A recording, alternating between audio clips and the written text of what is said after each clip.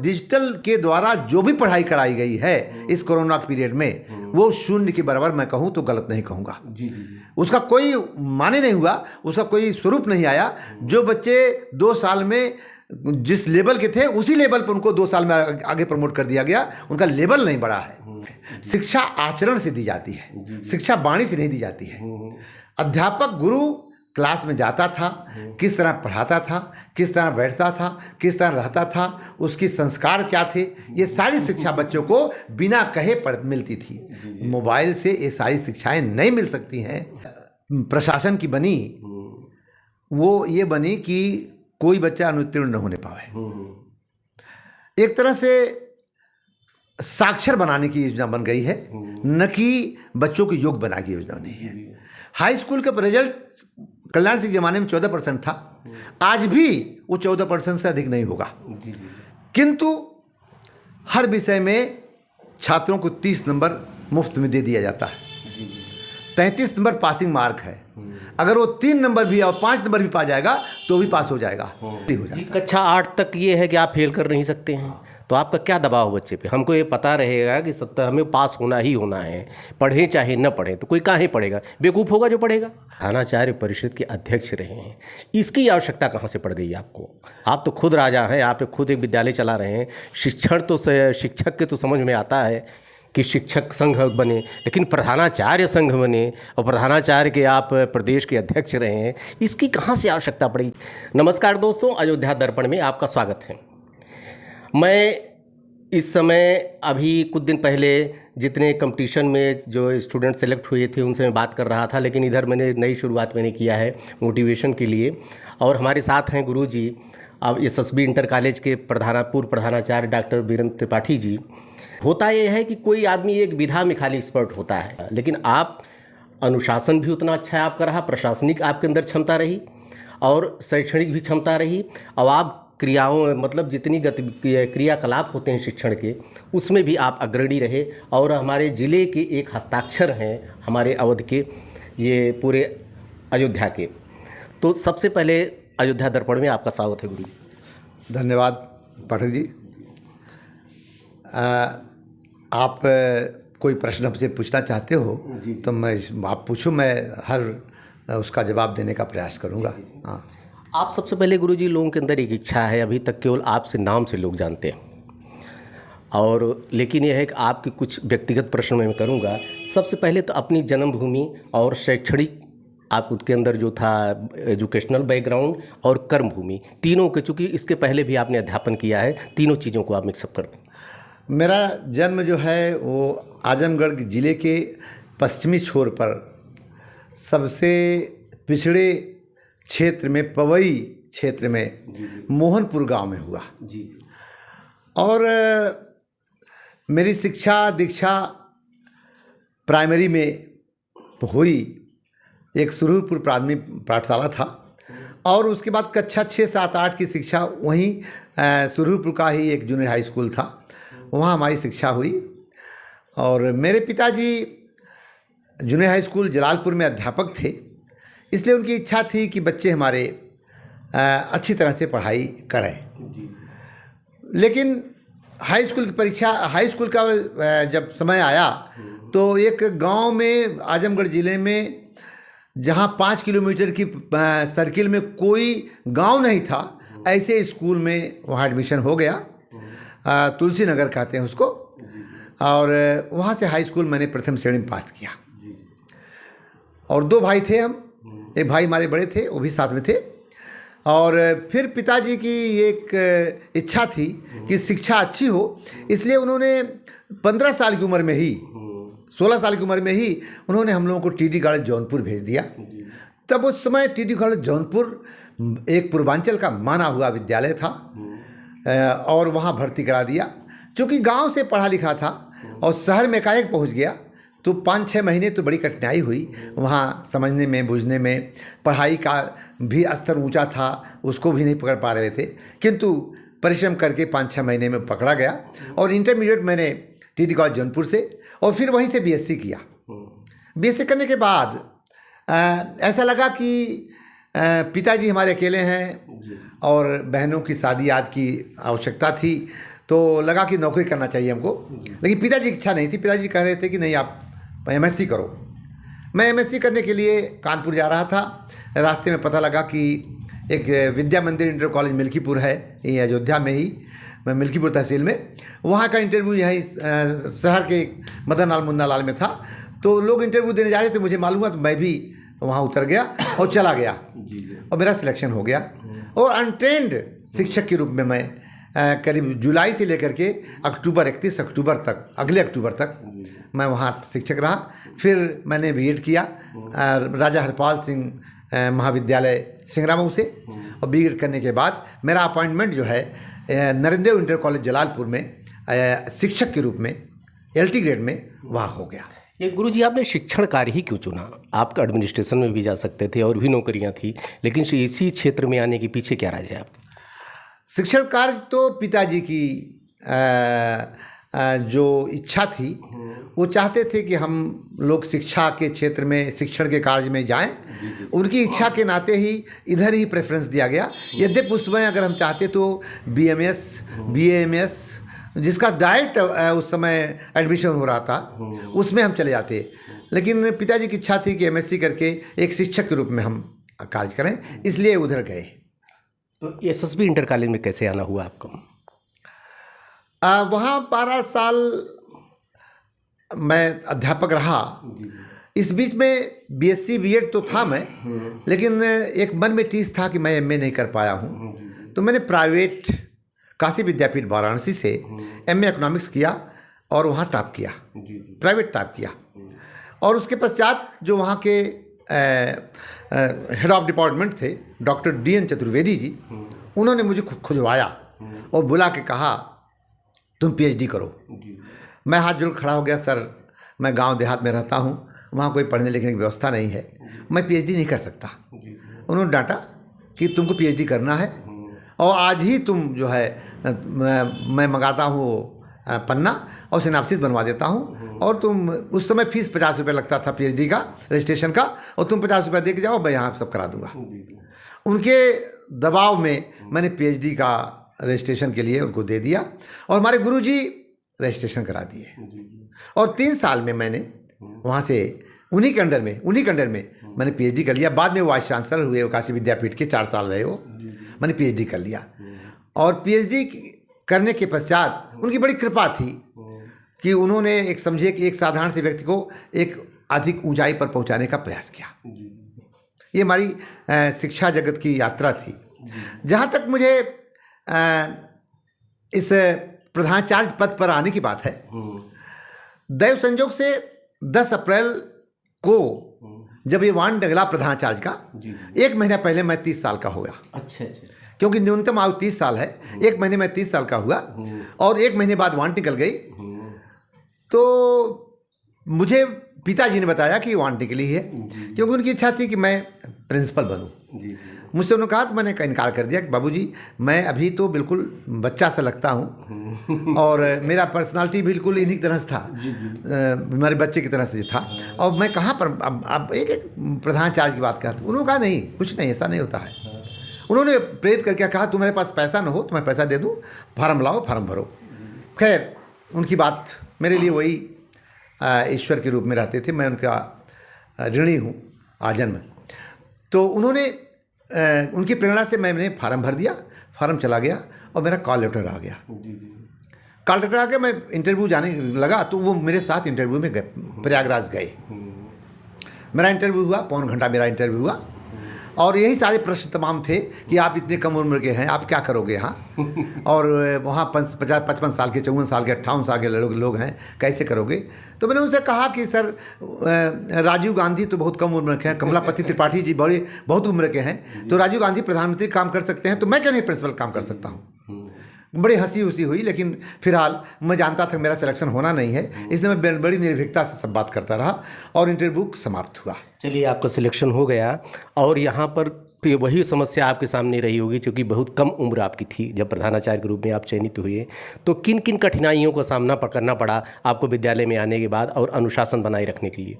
प्रधानाचार्य के रूप में जब मैंने यहाँ 16 मई 1985 को ज्वाइन किया तो 4 दिन बाद विद्यालय बंद हो गया और मैं 4 दिन काम करके 5 दिन काम करके चला गया घर।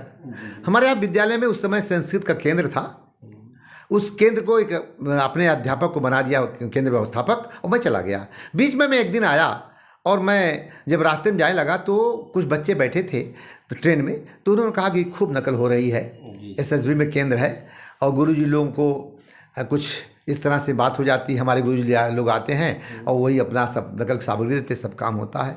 मैं सुनता रहा, सुनता मैं उतरा और मैंने कहा किस कॉलेज की बात है, तो उन्होंने बताया, तो मैं चला गया। फिर कुछ बताया नहीं उनको, चला गया। फिर वापस जुलाई में मैंने जब देखा आकर के, सबसे बड़ी समस्या थी नकल की रोकने की। तो 10 जुलाई को मुझे याद है, 10 जुलाई 85 को एक कमीशन की परीक्षा थी हमारे, पीसीएस की परीक्षा था। पीसीएस प्री नहीं होता था, प्रॉपर पीसीएस पर एक दिन परीक्षा थी कोई। तो उसमें करीब 20 मिनट रह गया तो एक लड़का पकड़ा मैंने, और उस लड़के को पकड़ने में खुद पकड़ा मैंने, और उसके बाद फिर वहाँ के जो अधिकारी आए थे, समीक्षा अधिकारी, वो पूरा स्टाफ एक तरफ हो गया कि इनको अब छोड़ दिया, 15 मिनट बाकी है। लेकिन मैंने उनको छोड़ा नहीं, मैंने उनको रिस्ट्रिकेट कर दिया। वहीं से इस समझ में लोगों को आ गया कि ये व्यक्ति एक आपने फिजा बना दी, मतलब एक दृढ़ निश्चय का है, वो अपने बदलेगा नहीं। जी। एक चीज़ और बता दें कि आपकी सर उम्र बहुत कम थी उस समय और एक युवा थे आप। आज के समय में होता है कि नौकरी पाने के बाद लोगों को एक होता है कि तुरंत मकान बन जाए, कार, हाथी घोड़ा, दुनिया भर की विलासितापूर्ण वस्तु ले लेते हैं, उसी में परेशान रहते हैं।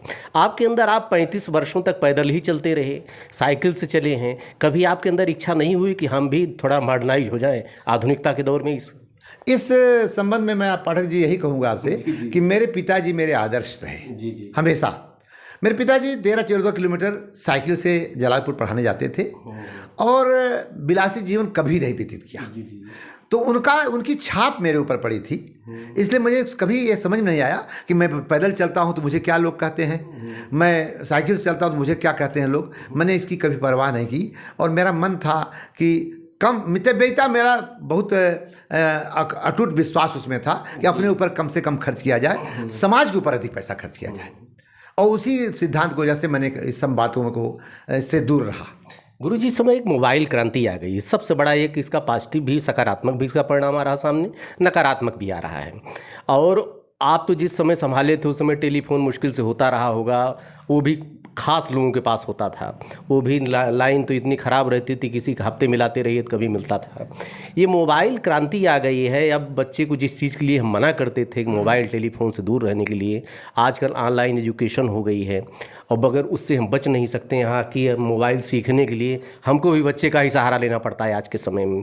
तो इसके बारे में आपका कहना है, इस मोबाइल क्रांति का परिणाम सकारात्मक है, नकारात्मक है, इसके दूरगामी परिणाम कहाँ तक जाने वाले हैं? देखिए, मोबाइल का प्रयोग आज के डिजिटल युग में आवश्यक हो गया है, लेकिन जिस तरह से हम छोटे बच्चों को मोबाइल का प्रयोग करा रहे हैं वो बहुत ही घातक सिद्ध होगा। हम नहीं करा रहे हैं, शासन से जो है आदेश आता है कि मोबाइल ऑनलाइन शिक्षा जी। जब से ये कोरोना हुआ, कोरोना के बाद एक नई चीज़ आ गई सामने, भैया घर बैठिए आप पढ़ाई कीजिए। अब तो मोबाइल आईडी आपकी लगी, मोबाइल बच्चे को देना है आपको। शासन का निर्णय भी अगर इस संबंध में है तो वो निर्णय दूरदृष्टि का नहीं है। जी। निश्चित रूप से इस छोटे बच्चों के मस्तिष्क कोमल होते हैं और तमाम बातें होती हैं, तो केवल कान पर नहीं मस्तिष्क पर मोबाइल का असर पड़ता है। और डिजिटल के द्वारा जो भी पढ़ाई कराई गई है इस कोरोना पीरियड में, वो शून्य के बराबर मैं कहूँ तो गलत नहीं कहूँगा। जी।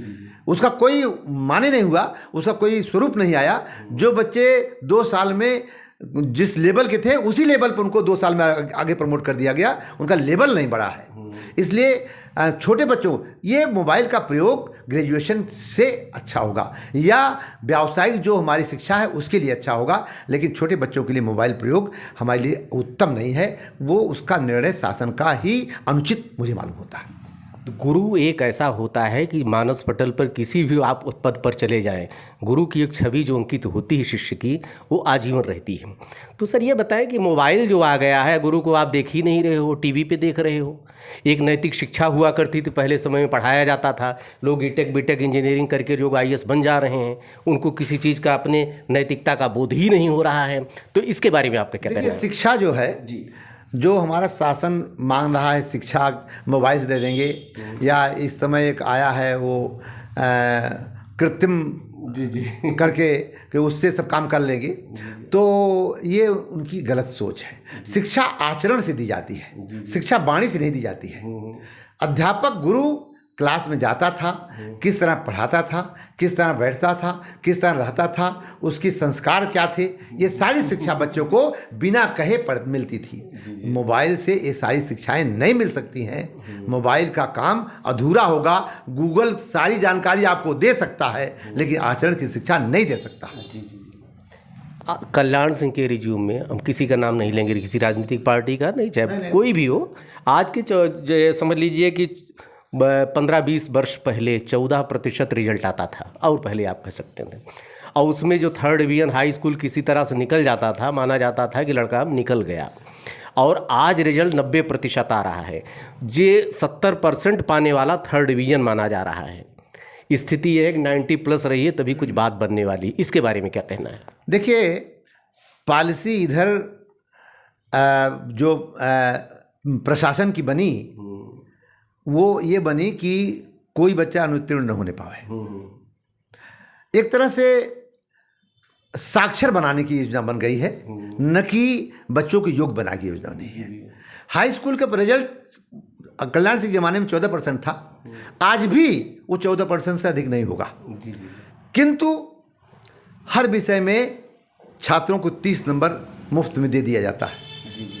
33 नंबर पासिंग मार्क है। अगर वो 3 नंबर भी और 5 नंबर भी पा जाएगा तो भी पास हो जाएगा। एक बात। दूसरी बात, अगर मूल्यांकन जो काम करते, मूल्यांकन के अध्यापक काम करते हैं, आप उनसे बात करेंगे तो देखें कि मूल्यांकन की सीट में नंबर कुछ रहते हैं और रिजल्ट की सीट में नंबर कुछ आते हैं। एक बड़ी क्रांति हो गई है, बच्चों को पास करने, अच्छा नंबर देने का, अधिक नंबर देने का एक क्रांति आ गई है, जिससे हमारे अच्छे बच्चों को नुकसान हो रहा है। और जो खराब मतलब कमज़ोर बच्चे हैं वो अपने को आंक ही नहीं पा रहे हैं कि हमारी स्थिति क्या है। अरे गुरुजी, एक वाइवा जो होता है, वाइवा में जो फाइल बनाई जाती है, हम तो कहीं कहीं पे देखते हैं, खुश हो जाते हैं शिक्षक, चलिए शादी मिल गई, कुछ काम आ जाएगी। वाइवा की जो फाइल जमा होती है उसको देखने वाला कोई नहीं। यहाँ पर प्रसन्न हो जाते हैं, भैया शादी जमा कर दो, थोड़ा कुछ हमारे काम आ जाएगी। आज के समय में ऐसा चल रहा है। देखिए, शिक्षा का बड़ा उन्नयन का ढिढोरा पीटा जा रहा है। लेकिन मुझे लगता है शिक्षा के स्तर में, शैक्षिक स्तर में ह्रास हो रहा है। आप किसी विद्यालय में देख लें, किसी जगह चले जाएं, आप शैक्षणिक व्यवस्था में ह्रास, इसलिए कि अध्यापक की कमी नहीं है, अध्यापक की ही कमी नहीं, बल्कि बच्चों के भी, गार्जियन के भी। गुरुजी, एक चीज़ बताइए कि कक्षा 8 तक निःशुल्क शिक्षा दे दी गई है इस समय, शासन की तरफ से उसके लिए कोई भी प्रतिपूर्ति नहीं की जा रही है। भाई आप निःशुल्क कर रहे हो, उसके बदले में कुछ तो दीजिए ही। और ख़ास करके अशासकीय जितने विद्यालय हैं उनके सामने तो और समस्या है। वैसे भी बदनाम थे, थोड़ा और मौका लोगों को मिल गया है कहने के लिए, जितने प्रबंधक हैं कि भैया हम करें तो क्या करें, जब शासन से हमको कुछ नहीं मिल रहा है। इसके बारे में क्या कहना आपको? देखिए, 2010 से कक्षा 6-7, कक्षा 1 से लेकर कक्षा 8 तक कि निःशुल्क शिक्षा की योजना केंद्र सरकार के द्वारा चलाई गई और इसका हम स्वागत करते हैं। लेकिन ये कक्षा 6, 7, 8 या 1 से 8 के बच्चों का, इनकी परीक्षा कैसे होगी, इनके पठन पाठन की व्यवस्था कैसे होगी, इनके चाक डस्टर की व्यवस्था कैसे होगी, इनके बिजली की व्यवस्था कैसे होगी, इनके जल की व्यवस्था कैसे होगी, इस पर सरकार ने कभी चिंतन नहीं किया और न तो कोई प्रतिपूर्ति की व्यवस्था किया। आज तक लगभग 13 साल हो गए और जिसका नतीजा ये है कि जितने भी इंटरमीडिएट कॉलेज चल रहे हैं उनसे 6, 7, 8 जो बच्चे पढ़ रहे थे उनका पलायन पब्लिक स्कूलों में हो जा रहा है और वो सब विद्यालय कमज़ोर होते चले जा रहे हैं। फिर भी शासन उस पर कोई ध्यान नहीं दे रहा है। ये शासन की एक तरह से कह देंगे कि शिक्षा के प्रति उपेक्षा भाव, पूर्ण भाव है। और अगर कुछ अपने इस विद्यालयों को परिपूर्ण करना है, इनको मजबूत करना है, तो शासन को इस पर सोचना चाहिए। निश्चित रूप से प्रति छात्र प्रतिवर्ष प्रतिपूर्ति प्रदान करनी चाहिए, जिससे हम अच्छी से शैक्षणिक व्यवस्था कर सकें। क्योंकि इन्हीं बच्चों को जब नीट में बैठना होगा, जब आईआईटी में बैठना होगा, जब इनको आईएएस बैठा होगा, जब इनको पीसीएस बैठा होगा, जब इनको इंजीनियरिंग में बैठना होगा, तो सारे CBSE board, ICSE board, Vidya Bharati board या अन्य बोर्डों के साथ ये यूपी बोर्ड के बच्चे भी हमारे उनके बाद बैठेंगे। वहाँ कोई इनके लिए अलग से पेपर नहीं आएगा। इसलिए जब तक इनकी शैक्षणिक व्यवस्था नीचे से अच्छी नहीं होगी, ये ऊपर अच्छे नहीं बन पाएंगे। इसलिए सरकार पर विचार करना चाहिए। एक एमडीएम बहुत बड़ी समस्या है इस समय शहरों में। ये एमडीएम तो गरीब बच्चों के लिए थी जी, जो लेकिन आज मैं देख रहा हूँ कि एमडीएम में विद्यालय का सारी ऊर्जा, जितने प्रधानाचार्य हैं, प्रबंधक, ख़त्म हो जा रही उसी में, और वो भी सही सिस्टम आप चला नहीं पा रहे हो। क्योंकि भोजन एक ऐसा है कि 4-5 घंटे बिजी रहना पड़ता है, वो भी मैनेजमेंट देखना, ये भी देखना है, काम का बोझ इतना बढ़ गया है। एमडीएम के बारे में क्या कहना है आपका? पाठक जी, आप ठीक कह रहे हो। एमडीएम एक बहुत बड़ी समस्या बन चुकी है। एमडीएम का जो उद्देश्य था, वो उद्देश्य से भटक गई सरकार। उद्देश्य था कि आर्थिक रूप से पिछड़े हुए क्षेत्र में या जहाँ पर कोई व्यवस्था खाने पीने की न हो, ऐसे परिवार के बच्चे जब आते हैं तो उनकी व्यवस्था कही जाती है, जिसके माध्यम से उनके पढ़ने लिखने में, आगे बढ़ने में कोई असुविधा न हो। लेकिन इस एमडीएम को लागू कर दिया गया पूरे प्रदेश पर और पूरे देश में लागू कर दिया गया। तो जो शहर का बच्चा है, जो एक अच्छी तरह से खान पान करता है या जिसके ये कौन फूड होता है, फास्ट फूड खाने की आदत पड़ गई है, वो एमडीएम का खाना खाकर लेता है, उनका फेंक देता है, उसका दुरुपयोग हो रहा है। इसलिए इस पर विचार करना चाहिए कि जो आर्थिक रूप में पिछड़े हैं उनको दिया जाए। दूसरे, इससे विद्यालय की बहुत क्षति हो रही है। पठन पाठन का जो समय हमारा है, जो अध्यापक को हम लगाते हैं, निश्चित रूप से उनका पठन पाठन छूट जाता है और सारी ताकत वहाँ लग जाती है, सारा हिसाब में ताकत लग जाती है, जो कि हमारे विद्यालय के लिए अच्छा नहीं है। इससे तो अच्छा होता कि जनपद स्तर पर या तहसील स्तर पर एक किसी संस्था को स्वायत्त संस्था को ये दे करके ताज़ा भोजन सब विद्यालयों में बंटवा देते हैं, वो ज़्यादा उत्तम होता, ताकि विद्यालयों से सुरक्षित रहते हैं। वित्तविहीन जो विद्यालय है, उनका भविष्य आप क्या देखते हैं? वित्तविहीन विद्यालय का भविष्य आपको मालूम होगा कि स्ववित्त पोषित विद्यालय जो हैं, हमारे पास 80% विद्यालय स्ववित्त पोषित हैं और 20% विद्यालय में सरकारी विद्यालय और अशासकीय विद्यालय दोनों जुड़े हुए हैं। 80% विद्यालयों पर लगों में इतने लोग अध्यापक कर्मचारी लगे हुए हैं, इनका भविष्य बिल्कुल खतरे में है। जबकि इनके भी बच्चों की पढ़ाई लिखाई, इनके बच्चों का शादी ब्याह, वो सबका स्तर उसी तरह से करे जैसे एक अशासकीय वाला या गवर्नमेंट वाला करता है, उसी स्तर पर इनको भी करना पड़ता है। लेकिन जब इस पर बात किया जाता है शासन से, तो शासन पूरी उपेक्षापूर्ण ढंग से इस पर जवाब देती है कि इन पर हम कोई विचार नहीं कर सकते। इन्होंने अपना जो दिया है संकल्प पत्र बोर्ड को, उसी के अनुसार इनको काम करना पड़ेगा, हम इन पर विचार नहीं कर सकते। एक बार अखिलेश यादव जी की सरकार ने थोड़ा मानदेय के प्रयास दिया था, एक मामूली सा मानदेय दिया था, उस पर भी वर्तमान लोग तैयार नहीं है कि हम इन्हें कुछ नहीं कर सकते हैं। ये निश्चित रूप से जन कल्याणी सरकार जो हमारी है, जिसको जो कहती है कि हम सबका साथ सबका विकास और सबका साथ होना चाहिए, तो सबका साथ के साथ साथ निश्चित स्ववित्त पोषित विद्यालयों के अध्यापकों का और प्रधानाचार्यों का, कर्मचारियों का कोई दोष नहीं है। जो उसमें काम कर रहे हैं वो हमारे बराबर काम कर रहे हैं, हमसे अधिक काम कर रहे हैं, वो उनके बारे में भी सोचने की आवश्यकता है। सर, ये शिक्षक राजनीति से आप जुड़े, आप शिक्षक, आप प्रधानाचार्य परिषद के अध्यक्ष रहे हैं, इसकी आवश्यकता कहाँ से पड़ गई आपको? आप तो खुद राजा हैं, आप खुद एक विद्यालय चला रहे हैं। शिक्षक के तो समझ में आता है कि शिक्षक संघ बने, लेकिन प्रधानाचार्य संघ बने और प्रधानाचार्य के आप प्रदेश के अध्यक्ष रहे हैं, इसकी कहाँ से आवश्यकता पड़ेगी? कहाँ से पीड़ित हुए आप कि आपको इसकी आवश्यकता पड़ी? देखिए, पहले हम सभी लोग शिक्षक संघ के साथ थे।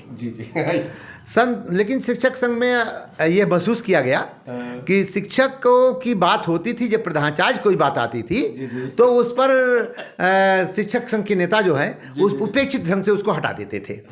तो ये पीड़ा धीरे धीरे महसूस होती थी, एक बात। और दूसरी बात, शिक्षक की लड़ाई हमेशा प्रधानाचार्य से होती है। और जब शिक्षक का जब मिलता था, उसको प्लेटफॉर्म मिलता था, तो प्रधानाचार्यों की ही खाली बुराई होती थी। इन कारणों से फिर दुखी होकर के सन 73-74 में प्रधानाचार्यों ने सोचा कि एक अपना प्लेटफॉर्म बनाया जाए, एक शिक्षक का अपना परिषद बनाया जाए, जिससे हमारी, क्योंकि शिक्षकों की समस्या अलग है, प्रधानाचार्य एक ऐसा व्यक्ति है जिसको हमेशा अपनी चिंता संस्था की रहती है। संस्था में कैसे शैक्षणिक व्यवस्था हो जाए, कैसे प्रशासनिक अच्छी व्यवस्था हो जाए, कैसे हमारे बच्चों का गुणात्मक शिक्षा हो जाए, ये सब चिंता प्रधानाचार्य, ये सब चर्चा उस पर नहीं हो पाती थी। इन्हीं सब लेकर उद्देश्यों को लेकर के ये प्रधानाचार्य परिषद बनाया गया, ताकि हम बच्चों के हित के लिए और जो हमारे खुद के जो बातें छूट जाती थी, इनकी बात हम अपने शासन तक पहुँचा सकें। मतलब शिक्षकों से परेशान होकर आपने बनाया है? नहीं, ऐसा नहीं था। परेशानी थी हमारी बातें जो थी, या संस्था की जो बात थी, जो संस्था हित की बात थी, वो शिक्षक संघ के प्लेटफॉर्म पर न आज जाती है न पहले जाती थी। वो केवल अपनी बात जाती वहाँ, इसलिए बनाया। हाँ। ये बताएं सर, आप तो जैसे आपके साथ भी ये लागू होता है कि आप पहले अध्यापक थे, कोई आपको ट्रेनिंग नहीं दी गई कि कैसे संस्था चलानी है, क्या करना है। कमीशन आपने फेस किया, आपकी मेरिट अच्छी थी, पीएचडी होल्डर थे, टॉपर थे, आप बन गए प्रिंसिपल। कोई प्रशिक्षण नहीं आपका, तो एक प्रशिक्षण भी तो होना चाहिए प्रधानाचार्यों का। हाँ, ठीक कह रहे हैं पाठक जी, बहुत अच्छा प्रश्न आपका है। देखिए, होता यह है कि आप देखें IAS का, आप देखें PCS का, आप देखें अन्य परीक्षाओं के जितने लोग सेलेक्ट होते हैं, इनका सब किसी प्रसिद्ध संस्था में इनका 6 महीने का, 9 महीने का, 8 महीने का, 7 महीने का प्रशिक्षण होता है। यहाँ तक कि फोर्स का भी सबका प्रशिक्षण होता है। प्रिंसिपल का सिलेक्शन हुआ और सीधे भेज दिया गया, उसका कोई प्रशिक्षण नहीं है। इससे होता क्या है, प्रिंसिपल कुछ जानता नहीं, एकदम केवल पढ़ाना जानता था वो, और सीधे फिर वित्त उसके जिम्मे जुड़ गया, जिससे वो फिर परेशान होकर के किसी बाबू का या किसी मैनेजर के अंकुश में फंस जाता है, और अगर उसके अनुकूल नहीं चलता है तो वो सस्पेंड हो जाता है, टर्मिनेट हो जाता है, उसकी बड़ी बड़ी समस्याएं खड़ी हो जाती हैं, उसके बाल बच्चे भूखे मर जाते हैं। इसलिए मेरा तो सुझाव है कि कम से कम 1 महीने का प्रशिक्षण, जितने नए प्रधानाचार्य नियुक्त किए जाएं चयन बोर्ड से, उनका 1 महीने का प्रशिक्षण कराया जाए, ताकि इन कठिनाइयों से मुक्त हो सकें और अपने विद्यालय को एक उच्चतम स्तर की शिक्षा प्रदान कर सकें, और वित्त के मामलों को भी सुलझा सकें। इसका परिणाम आ रहा है गुरुजी, हमको लगता है बहुत से कॉलेज हैं जिसको बाबू चला रहे हैं आज के समय में। प्रधानाचार्य सेकेंडरी हो गए हैं, और बाबू यहाँ से लेकर पूरा विभाग तक सारा मैनेज करता है। वो कहते भैया उनसे इनिशियल करा लाइए, हम दस्तखत कर देंगे। ये इसका क्या आपको लगता है यही का रीज़न है जो प्रशिक्षण न होना?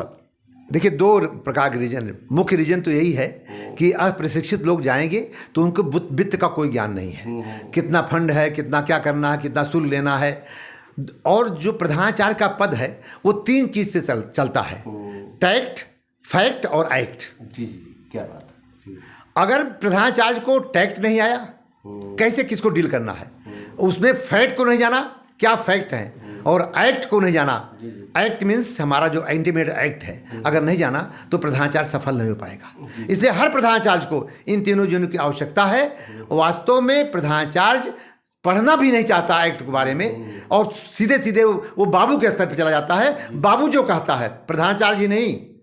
आपको मैं बताऊं कि जो जनपद स्तर के हमारे बड़े बड़े कार्यालय हैं, जिला विद्यालय निरीक्षक कार्यालय या मंडल के कार्यालय, ये भी बाबू से चलाए जा रहे हैं। जी, क्योंकि वहाँ फैक्ट, टैक्ट और वो एक्ट की जानकारी लोग नहीं करते हैं, और जो बाबू लिख के ले जाता है उस पर साइन हो जाती है। वही हालत प्रधानाचार्य की होती है, जिसका बुरा हश्र होता है और प्रधानाचार्य को भुगतना पड़ता है। सर, शुल्क आपका 4 गुना वेतन हो गया इन्हीं 13 वर्षों में। 6 पे कमीशन लग गया, दुनिया भर के पे महंगाई बढ़ गई। लेकिन आज मैं देख रहा हूँ जो शुल्क हैं आपके यहाँ विद्यालय में, वही शुल्क हैं। उनके लिए कोई व्यवस्था आपने नहीं की। 2 पैसा आप बिल्डिंग फीस बढ़ा दीजिए कॉलेज के रख रखाव के लिए, तो उस पर RTI लग जाती है। नेतागिरी इतनी हावी है विद्यालयों में, और आपकी संस्था में ही आपके दुश्मन बैठे हैं, आपको नहीं पसंद कर रहे हैं। तो इस पर गवर्नमेंट को क्या कुछ सुझाव देना चाहेंगे आप? देखिए पाठक जी, शुल्क के संबंध में 2015 से ही हम लोगों ने लिखना शुरू कर दिया है शासन को, और कई बात अपर मुख्य सचिव से चर्चा हुई। पहले श्रीमती आराधना शुक्ल जी थी, उनसे वार्ता हुई। इस समय वर्तमान में अपर मुख्य सचिव जी हमारे जो हैं बहुत ही समझदार भी हैं, जानकार भी हैं, उनसे भी वार्ता हुई है। शुल्क के संबंध में स्वीकृति देते हैं वो लोग कि हाँ निश्चित रूप से शुल्क का कम से कम 3 गुना होना आवश्यक है, मगर जब शासन में बात जाती है तो फाइल वहीं पर रुक जाती है।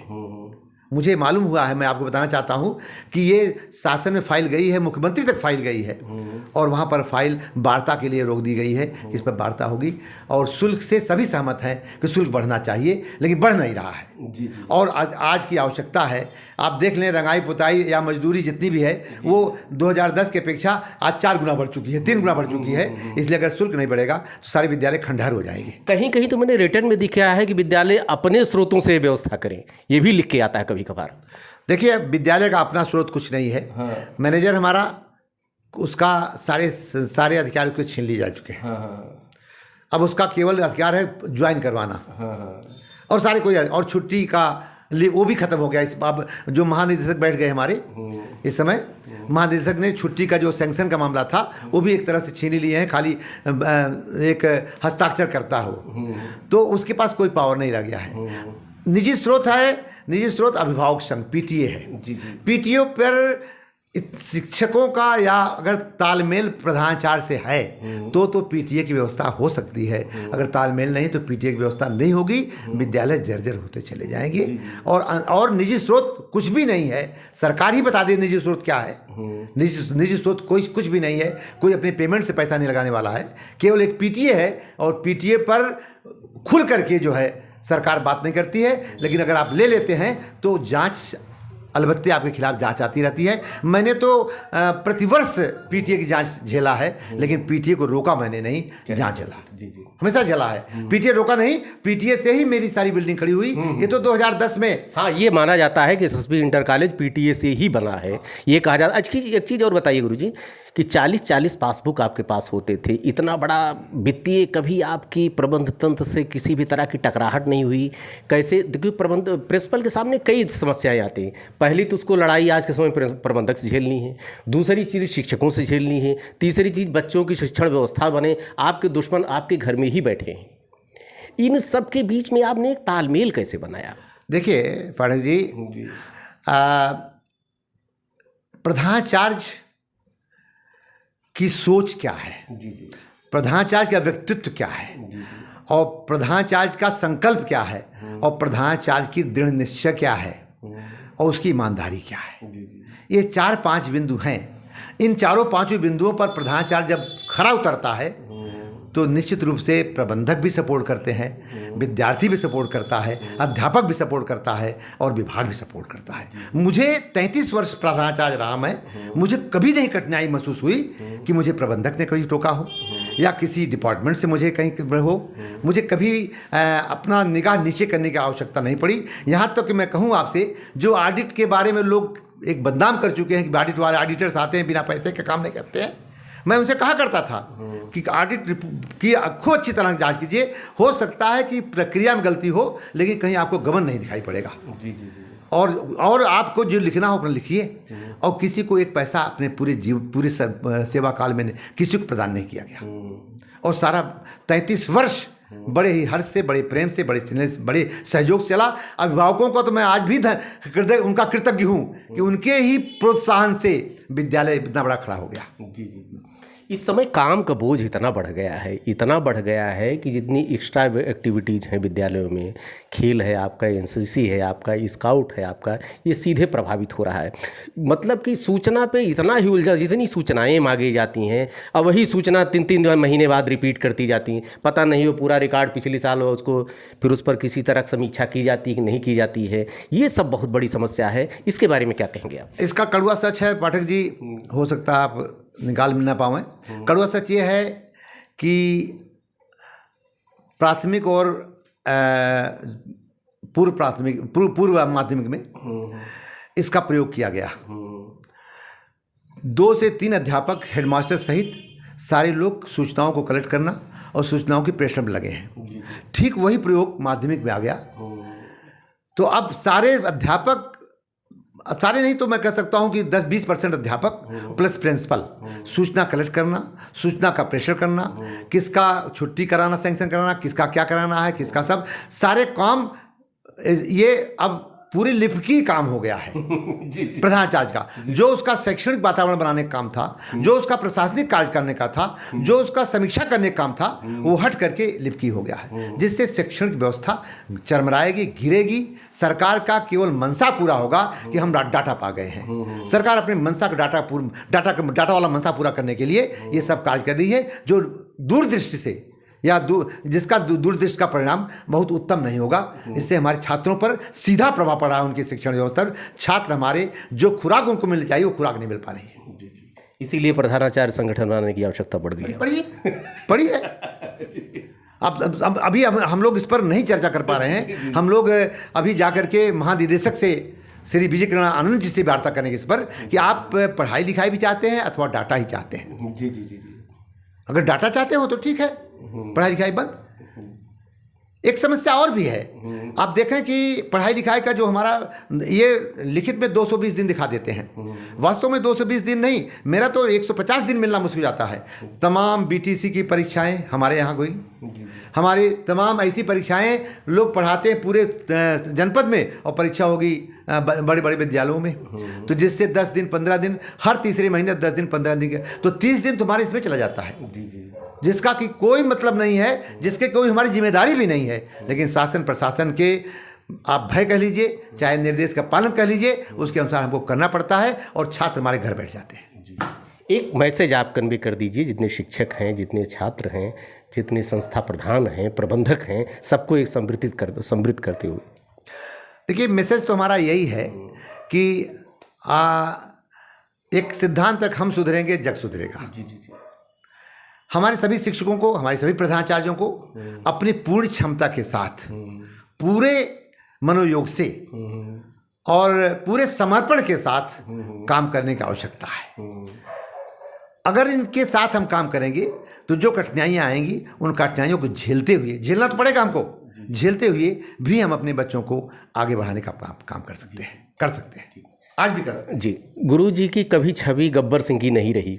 इन्होंने नैतिकता का बोध कराया अपने स्टाफ में, और आज भी आपका नाम लिया जाता है कि इन्होंने कभी परिक्रमा नहीं की। मतलब कि जितनी समस्याएं आप बता रहे हैं खुद इन्होंने झेला है, विद्यालय परिसर में का एक शैक्षिक वातावरण बनाते हुए आपने झेला है। चाहे प्रबंधक का भी आपने बता दिया है कि अगर आपके अंदर कहीं स्वार्थ निहित होगा तभी खटपट होगी, लेकिन अगर निस्वार्थ भाव से काम करते हैं, अगर आप शैक्षिक वातावरण बनाते हैं तो आपके सामने कोई समस्या नहीं आएगी। अयोध्या दर्पण को आपने समय दिया गुरु जी, इसके लिए ढेर सारी शुभकामनाएं। बहुत बहुत धन्यवाद पाठक जी, बहुत बहुत धन्यवाद।